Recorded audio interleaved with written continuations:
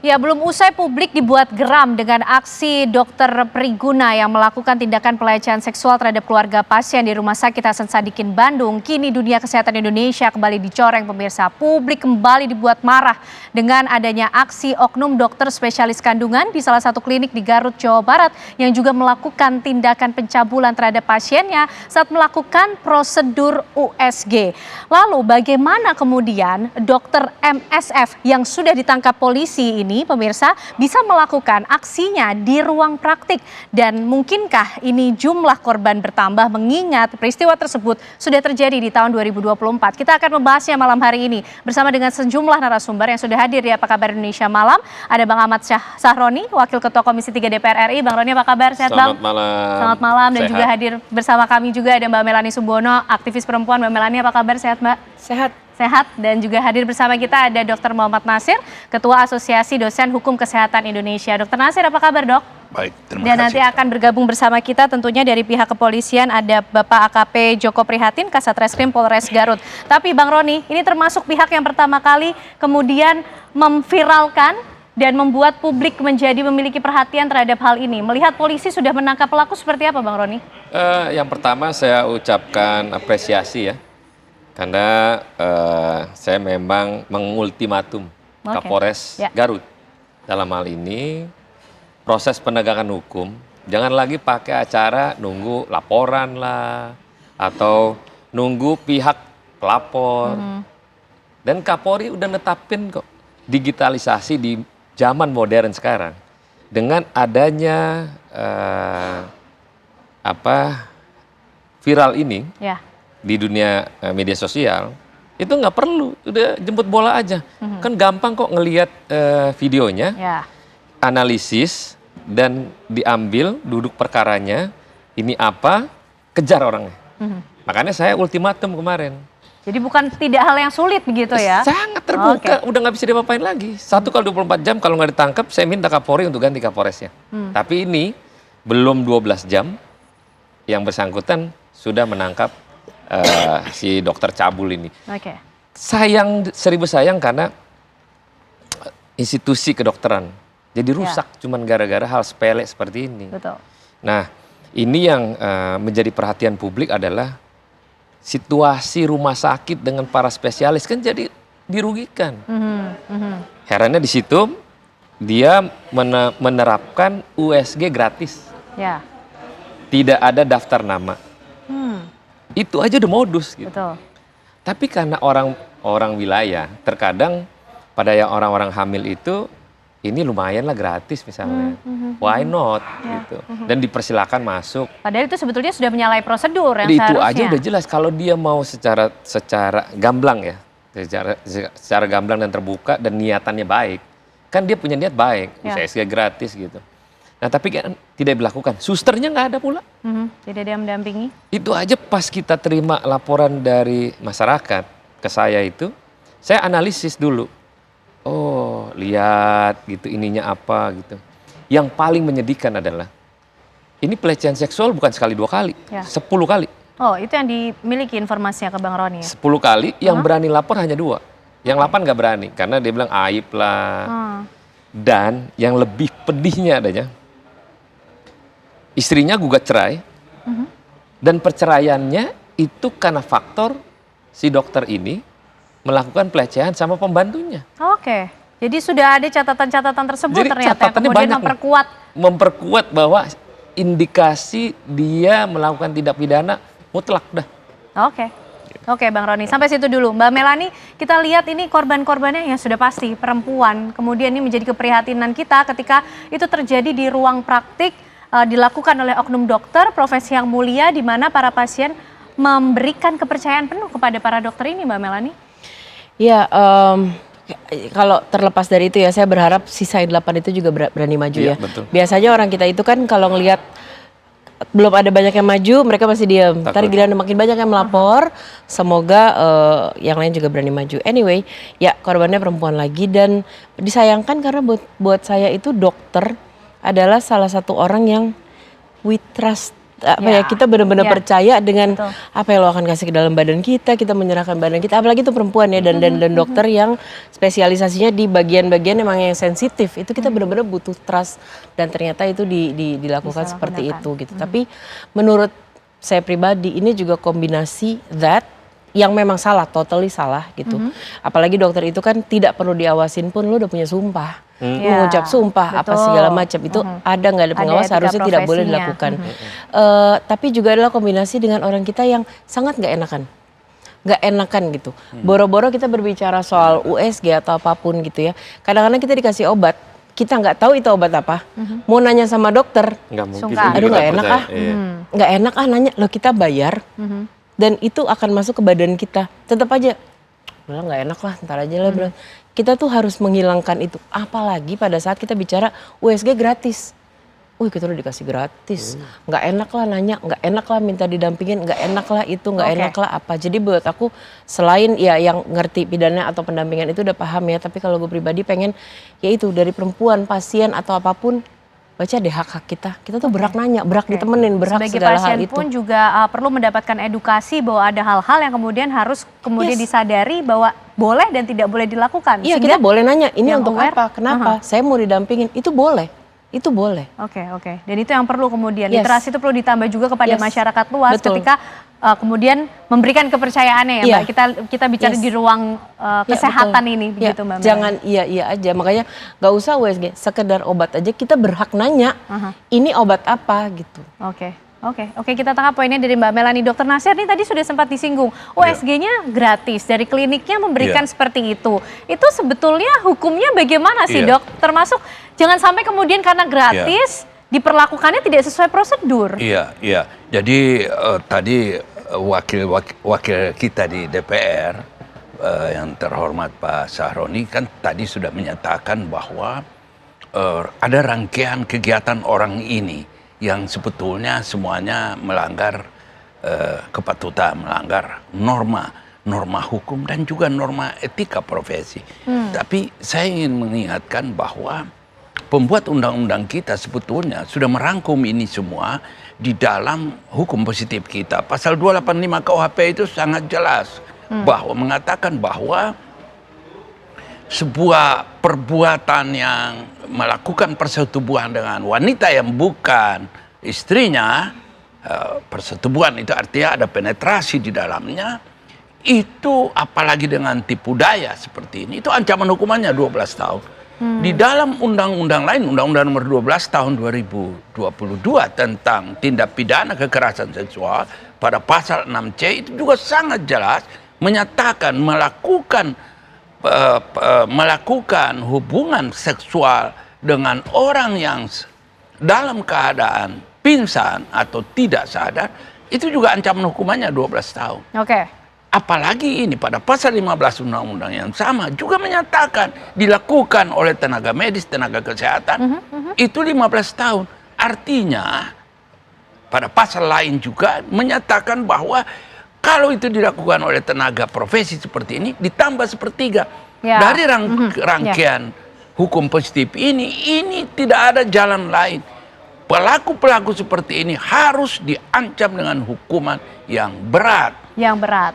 Termasuk Kenapa? kemarin juga soalnya Ibu Wamen PPA juga sudah menyampaikan kalau perlu hukuman kebiri kimia gitu Dokter Nasir. Ya, itu hal lain. Tapi saya mau sampaikan dulu bahwa ya kebiri kimia bisa saja, walaupun itu masih kontroversial, tapi sudah ada PP-nya. Oke. Tapi yang saya ingin katakan di sini bahwa kejahatan seksual ini kejahatan seksual Pak Sarun, kejahatan seksual ini bisa dilakukan oleh siapa saja, Ya. oleh profesi apa saja. Betul. Seperti hakim juga, benteng hukum terakhir kita menerima suap, itu juga tidak benar. Tapi kan kita tahu juga kejahatan seksual ini dilakukan oleh pelajar, oleh mahasiswa, Ya. oleh ulama, Baik, Dr. oleh pastor, oleh Semua hampir punya semua kemungkinan pihak. untuk melakukan Artinya tindakan tidak ini. ada keterkaitannya dengan profesi. Ya. Namun pada profesi kedokteran, selain pelanggaran norma hukum, ini juga tadi sudah disebut oleh Ibu Cantik ini bahwa ada pelanggaran norma etik, Oke. etika profesi. Karena diatur etika profesinya. Dia mengucapkan Baik, Dokter sumpah. Nasir. Ada sumpah. Ya. Artikel 3 pasal 7 dari Sumpah dokter itu saya akan memberikan penghargaan dan akan melakukan saya akan menghadapi pasien saya dengan standar yang tertinggi. Oke, Dokter Nasir ditahan dulu. Standar tertinggi yang kemudian harus diberikan kepada pasien yang memberikan pula kepercayaannya kepada dokter. Iya. Kita nanti akan membahas lebih lengkap Benar. lagi. Karena sudah bergabung bersama kita juga ada AKP Joko Prihatin, Kasat Reskrim Polres Garut. Selamat malam Pak Joko. Kita ingin tahu Pak informasi terbaru dari penanganan kasus dokter MSF yang sudah berhasil ditangkap oleh pihak kepolisian. Tapi ditahan Pak ya, usai jeda kami kembali untuk Anda pemirsa. Ya, kembali kita akan baca kira-kira bagaimana kemudian modus dan tipu rayu dari dokter cabul di Garut pemirsa yang sudah ditangani juga oleh pihak kepolisian. Kita akan tanyakan langsung kepada Kasat Reskrim Polres Garut Jawa Barat, ada AKP Joko Prihatin. Selamat malam Pak Kasat Reskrim. Selamat malam, Mbak. Ya, Pak Kasat Reskrim, Ya, kurang dari 12 jam tadi kalau menurut hitungan Bang Sahroni sudah berhasil kemudian menangkap dokter atau oknum dokter yang melakukan dugaan tindakan pelecehan seksual terhadap pasiennya pada saat melakukan prosedur USG. Bagaimana kemudian update-nya sampai saat ini? Ya, Mbak, bisa saya jelaskan, Mbak, di sini. Memang kita mengetahui bahwa terjadinya adanya video viral atau CCTV viral itu di hari Senin di hari Senin jam 22.30 kita sudah mendapatkan informasi bahwa ada video viral mengenai seorang dokter yang melakukan pelecehan. Nah, dari video tersebut kita koordinasi dengan Bapak Kapolres dan dari Polda membentuk tim khusus. Kemudian paginya kita langsung mengecek TKP. Di TKP kita memeriksa beberapa saksi, termasuk dari wakil direktur klinik sendiri. Dan dari situ kita mendapatkan kepastian bahwa ada diasatukan bahwa TKP untuk video tersebut adalah di klinik tersebut. Nah, berbekal dari itu kita langsung melakukan langkah-langkah, yaitu kita mengidentifikasi pelaku atau yang diduga pelaku di video tersebut. Nah, akhirnya ternyata didapatin bahwa oknum pelaku yang diduga pelaku MSF ini, ya dokter MSF ini, dari sejak Desember 2024 itu sudah tidak praktek di wilayah Garut. Oke. Nah, karena di klinik tersebut juga berakhir dia itu MSF ini di Desember 2024 dan di RSUD Malangbong juga dia terakhir itu Desember 2024 dan domisili MSF ini adalah di luar Garut, yaitu ada yang di Bandung dan di Jakarta.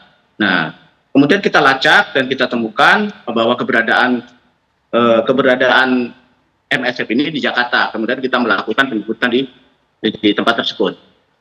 Dan saat ini untuk MSF sendiri masih kita lakukan pemeriksaan secara intensif di ruang unit PPA kami. Sampai saat ini pun masih kita melakukan pemeriksaan untuk menaikkan statusnya mengenai diduga pelaku tersebut. Oke. Demikian. Oke, Pak Joko, apa yang kemudian menjadi kendala untuk penetapan tersangka dari dokter MSF ini, Pak? Karena kalau kita lihat bukti-buktinya juga sudah cukup jelas, tadi juga sudah disampaikan Bang Roni, begitu banyak bukti yang nampaknya polisi tidak cukup sulit untuk kemudian menaikkan status tersangka dari dokter MSF ini. Oke, kalau untuk menetapkan tersangka, kita saat ini sudah menaikkan tahap sidik. Dan kemungkinan malam ini kita akan diduga pelaku MSF ini, kita sudah naikkan sidik dan kita akan menaikkan tersangka. Oke. Pak Joko. Baik. Siap. Baik. Ya, gini Pak Joko. Jangan Baik. ragu, tersangkain aja langsung, Bapak Baik. umumkan malam ini. Jangan tunggu-tunggu lagi, kelamaan itu. Baik. Baik, tentunya kita Pak Joko, Pak Kasat Reskrim, kita publik tentunya ikut mengawal bagaimana kemudian pengungkapan kasus ini sehingga menjadi terang karena tentunya ada hak-hak dari pasien yang coba untuk kita perjuangkan pula. Terima kasih Pak AKP Joko Prihatin, Kasat Reskrim Polres Garut sudah bergabung malam hari ini Bapak di Apa Kabar Indonesia Malam. Kita tentu tunggu bagaimana setiap update yang diberikan oleh pihak kepolisian. Terima kasih Bapak. Baik. Bang Roni, itu tadi update yang disampaikan oleh pihak kepolisian. Bagaimana Bang Roni kemudian juga tentunya sudah pertama kali ikut membuat ini semua menjadi perhatian publik dan ikut juga mengawal proses hukum ya Bang Roni? Ya makanya banyak kali ya ritual penegakan hukum kita tuh hati-hati boleh dalam menyikapi menyampaikan orang sebagai tersangka. Itu benar. Secara aturan hukum demikian. Tapi kalau dilihat dalam siklus semua mata memandang nih, ini jelas kok. Dan nggak usah ragu. Kalau ini menjadi tindak pidana umum. Oke. Dan saya minta bahwa jangan ada intervensi dari institusi lain yang mengatasnamakan punya undang-undang Oke. bahwa ini, bahwa begitu. Karena kaitannya dengan profesi ini Bang Nah, Roni. ini kan terkait profesi. Wajar dia dilindungi oleh badan dari badan profesinya. Tapi polisi harus tegak lurus. Ini tindak pidana umum masalahnya. Itu perkosaan. Jadi jangan menjadi masalah gara-gara dia punya badan profesi yang melindungi dia dan akan menjadi cawe-cawe nanti. Oke, justru Nah. yang dikhawatirkan bisa melindungi pelaku begitu Bang Roni? Bahkan bisa. Makanya saya menyampaikan ini di ruang terbuka ini, jangan ada intervensi dari pihak institusi apapun namanya. Oke. Mau sekalian badan profesi kah, dari Kementerian Kesehatan kah. Ini tindak pidana umum kok, nggak boleh ada ganggu. Silakan polisi tetapkan dia sebagai tersangka, Oke. silakan jalur penegakan hukum dijalankan sesuai aturan yang berlaku. Oke, baik. Dokter Nasir begitu? Ini Ya, masuk ke tindak pidana saya kira umum? beliau benar, beliau sangat benar bahwa tidak usah menunggu rekomendasi sesuai pasal 308 Undang-Undang Kesehatan itu, karena pasal 308 itu akan diperlakukan ketika masalahnya itu adalah tindak pidana medik, ketika menyangkut hubungan dokter dan pasien dalam rangka relasi-relasi Ya. diagnostik, pengobatan dan sebagainya, di mana memang untuk menentukan itu menurut pasal 308 itu Majelis Disiplin Profesi akan memberikan rekomendasi. Tapi mereka salah paham. Oke. Ini untuk tindak pidana umum sudah benar Pak Sahroni, Ahmad Sahroni sudah sangat benar, karena ini tindak pidana umum. Ini perkosaan atau perbuatan cabul, bukan perkosaan, perbuatan cabul. Perbuatan cabul itu diatur dalam pasal 473 KUHP yang baru maupun pasal 6C, pasal 6 Undang-Undang nomor 12 Oke. tahun 2022. Oke, jadi jangan sampai kemudian rekomendasi dari badan yang menaungi profesi ini justru Nggak- nanti bisa nggak benar itu, mengintervensi nggak benar. proses Nggak hukum benar, yang berlangsung. Itu nggak benar, Oke. badan apapun juga tidak ada hubungannya. Baik. Kita harus saling menghargai. Oke, Mbak Melani bicara soal intervensi, nampaknya kalau kita lihat dari sisi perempuan, pasien yang menjadi korban ini juga jangan sampai mau diintervensi sehingga mereka bungkam, tidak berani bicara, sikap-sikap seperti Ya, apa kemudian harus mungkin didorong? berusaha intervensi mungkin akan ada ya, karena ini secara kebetulan, secara berurutan ada satu profesi yang tercoreng gitu kan, iya, berurutan banget nih gitu. Profesi yang sama, dari kampus yang sama gitu kan kayaknya emang tercoreng, yes. Tapi ini bukan malpraktek, ini bukan apa-apa, ini adalah pelecehan dan perkosaan gitu ya. Oke. Ya titik. Nah buat perempuan-perempuan yang ada di luar sana, gue sempat dengar sepertinya sempat ada usaha damai atau Ya. apapun itu gitu ya. Look at the big picture. Ini sudah jelas buktinya ada, ini terjadi, sudah ada yang berani speak up. Jangan ditutup lagi. Karena menutup atau menyelesaikan secara damai atau tidak berani melaporkan, itu hanya mengiyakan, oh boleh, oh oke, melakukan Oke. hal tersebut.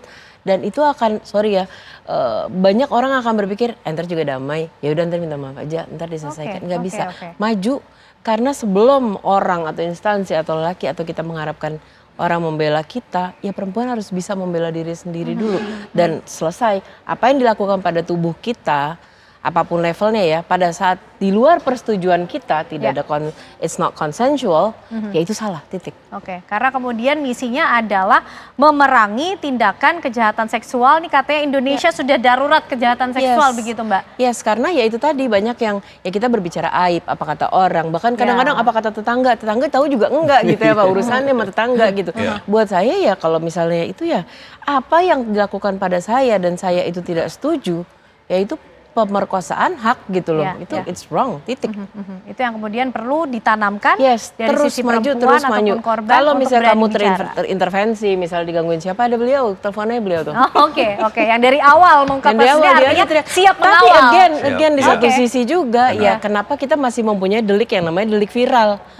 Harus sampai No situ viral, dulu. no justice. No Iya justice. gitu. Kenapa Oke. harus delik viral dulu? Nah, Tapi itu nggak dia. apa-apa juga, Iya kalaupun nggak apa-apa. Cuman viral kan tapi kalau minimal kebetulan dalam aksi ya. nyampe ke situ. Betapa banyak lagi hal seperti Iya. ini terjadi Ya. yang mungkin nggak Kebetulan naik. nyampainya ke Bang Roni yang Iya. kemudian bisa membuat Iya, ini menjadi betul. perhatian publik Iya. gitu kan. Pasti Bagaimana banyak di luar kasus-kasus sana. lain kemudian yang mungkin tidak terungkap begitu. Ya, mungkin untuk pertanyaan tadi. Jadi kalau perempuan kamu tetap maju walaupun intervensi, mudah-mudahan ini bisa merapikan hal-hal lain yang kecil Iya. juga yang entah mungkin benar. terjadi Oke. di mana gitu. Ya, Just do it, pasti yang lain akan lebih punya punya semangat gitu. Oh dia bisa, oh ini selesai ternyata kasusnya, gue juga berani gitu. Oke, Bang Roni ini juga menjadi keprihatinan perjalanan hukum di Indonesia juga. Sekarang kalau nggak viral, nggak ada keadilan nih gimana Delik viral, kemudian? sampai ada Nah, itu delik dia. viral kalau Gini, buat gue. mungkin ini menjadi perhatian Pak Kapolri dan jajaran di manapun berada.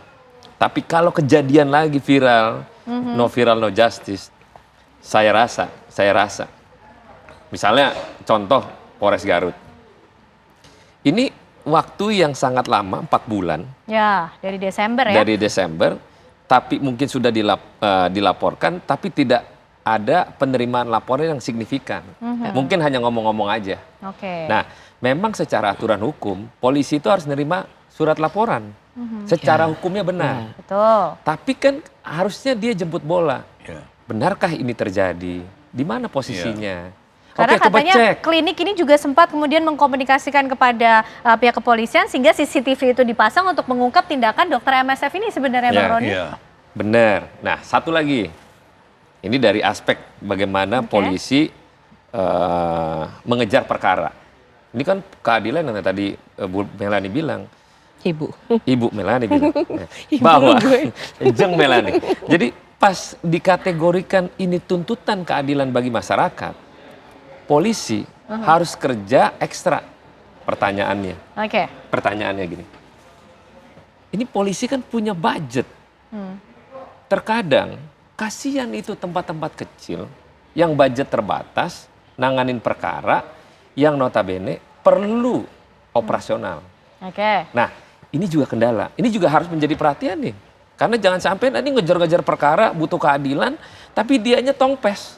Oke. Beli bensin nggak bisa. Nah, ini perhatian juga. Tapi pokok sekarang adalah bagaimana penegakan hukum, keadilan masyarakat yang meminta keadilan kepada penegakan hukum, itu harus dilakukan. Kenapa? Ya masyarakat adilannya harus minta ke polisi, nggak mungkin ke Betul. tentara gitu. Iya, iya. Nah, kita harap dalam acara TV One ini Pak Kapolri mendengarkan dan jajaran untuk menjadi perhatian lebih. No viral, no justice. Tapi kalau ada kejadian, maka saya minta Pak Kapolri pecat aja langsung Kapolres, saya ganti. Oke. Dah, selesai. Karena itu kemudian Itu menjadi akan efek potret jerak. realitas yang Nah, terjadi di betul. masyarakat kita dan bagaimana para penegak hukum ini bekerja Iya. untuk bisa memberikan keadilan. Dokter Nasir, kita juga nanti ingin tahu ya, mengupas lagi bagaimana kemudian kedudukan hukum kesehatan sendiri melihat apa yang tengah terjadi khususnya di Garut ini. Tapi nanti ya Dokter Nasir ya, usai jeda pemirsa kami masih akan kembali hadir untuk Anda.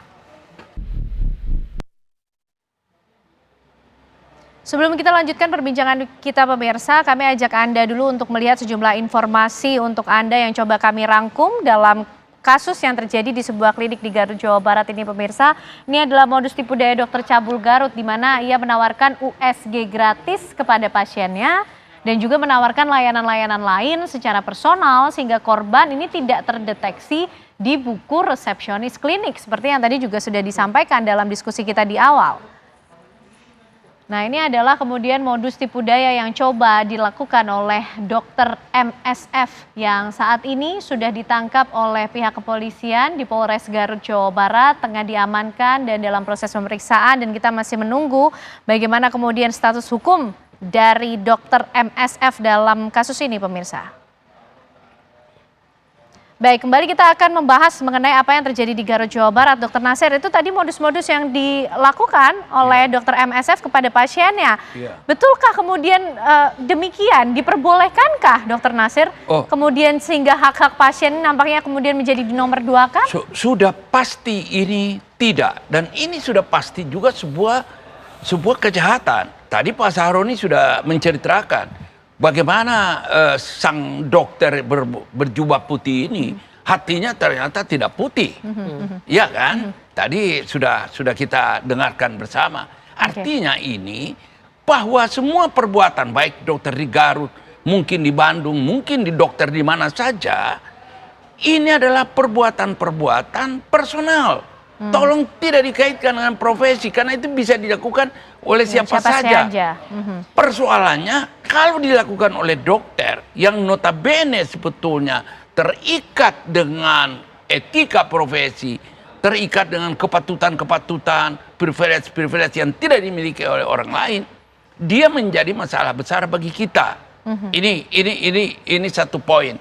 Tapi hal lain atau poin lain adalah menurut saya terutama kasus Bandung itu karena dia menggunakan ilmunya, ilmu biusnya, mencari obat melalui saluran-saluran biusnya itu. Dia gunakan, memanfaatkan kelemahan atau celah yang ada dengan menggunakan posisinya sebagai dokter anestesi atau calon residen anestesi itu. Itu bagi kita, dia sudah menggambarkan bahwa di kepalanya itu ada modus, ada kejahatan yang terencana. Sehingga ini sebetulnya bicara mengenai bagaimana rekrutmen calon dokter atau rekrutmen dokter spesialis itu harus lebih jelas dan harus lebih tegas. Kemudian pengawasan, terakhir ini Mbak, pengawasan terhadap praktek dokter ini sangat penting. Saat ini kan kita tahu bersama, pengawasan yang dilakukan oleh dokter senior atau dokter kawannya kepada dokter yang lain itu udah dicabut oleh undang-undang kesehatan yang lama. Menteri Kesehatan yang ada sekarang ini beranggapan bahwa Anda masyarakat jangan mengawasi. Yang mengawasi itu pemerintah. Tapi kalau pemerintah yang mengawasi, makanya pengawasan oleh pemerintah seperti saat ini, pengawasan pasca terjadinya perbuatan. Artinya itu pemadam kebakaran.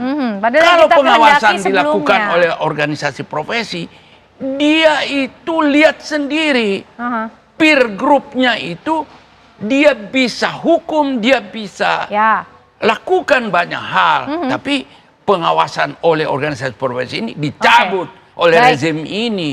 Dokter Nasir, bagaimana juga dengan penempatan CCTV di ruang praktek, dokter? Meskipun ada kemudian informasi yang mengatakan bahwa ini untuk mengungkap tindakan dari dokter MSF. Jadi begini Mbak, itu Mbak Ken yang cantik.